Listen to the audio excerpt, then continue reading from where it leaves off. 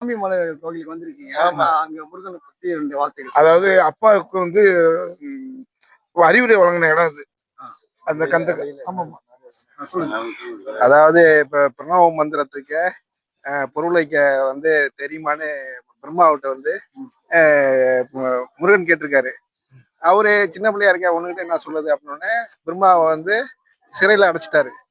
உடனே சிவன்கிட்ட உடனே பிரம்மாவை அடைச்ச உடனே படைப்பு தொழிலாம் நின்று போச்சு.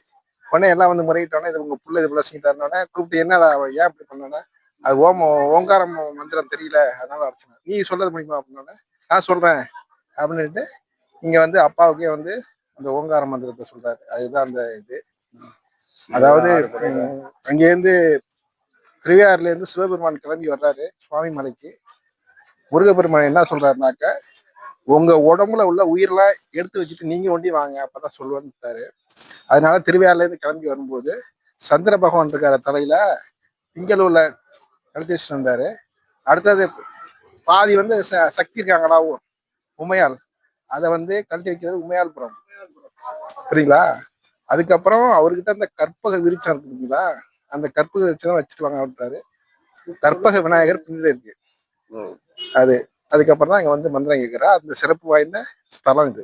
நீ 2 வார்த்தை சிறப்பு சார். அதான் அண்ணன் சொன்னதுதான். அவங்க அப்பாவுக்கு அறிவே சொன்னது ஷார்ட்டா முடிச்சிடானே.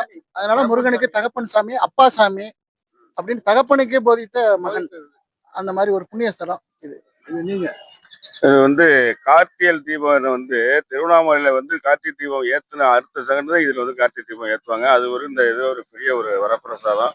அதுக்காகவே திருவண்ணாமலைக்கு போக முடியாதவங்க இந்த சாமிமலைக்கு வருவாங்க. இது ஒரு நண்பர்களா ஃப்ரெண்ட்ஸா சொல்லு. பிஜேபி நிர்வாகிகள். என்ன கும்பகோணமா? தஞ்சாவூர் வடக்கு மாவட்ட செயலாளர் நாங்க 2 பேரும். ஒரு குருமூர்த்தி, நவநீதம், மாவட்ட துணைத் தலைவர் துரைமூர்த்தி, மாநில பொதுக்குழு உறுப்பினர் சண்முகம். இது பாபநாசம் சட்டமன்றத்துக்கு உட்பட்ட பகுதி. அதுலதான் கோயில் இருக்கு. ஓகே. ரொம்ப நன்றி சார். நன்றி. Thank you so much.